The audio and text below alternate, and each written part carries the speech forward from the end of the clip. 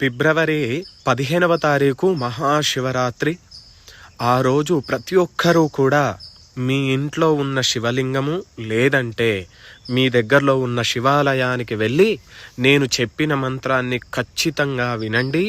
వీలైతే నేర్చుకుని ఆ రోజు మీ దగ్గరలో ఉన్న శివాలయంలో కానీ మీ ఇంట్లో కానీ ఆ మంత్రాన్ని చదవండి. ఖచ్చితంగా మీకు శివునికి రుద్రాభిషేకం చేసిన ఫలితం అనేది మీకు వస్తుంది. మంత్రం చెప్తున్నా, శ్రద్ధగా వినండి. హర హర హర నమః సోమాయ చ రుద్రాయ చ నమస్తామ్రాయ చ అరుణాయ చ నమః శంగాయ చ పశుపతయే చ నమ ఉగ్రాయ చ భీమాయ చ నమో అగ్రే వదాయ చ దూరే వదాయ చ నమో హంత్రే చ హనీయసే చ నమో వృక్షేభ్యో హరికేశేభ్యో నమస్తారాయ నమః శంభవే చ మయోభవే చ నమః శంకరాయ చ మయస్కరాయ చ నమః శివాయ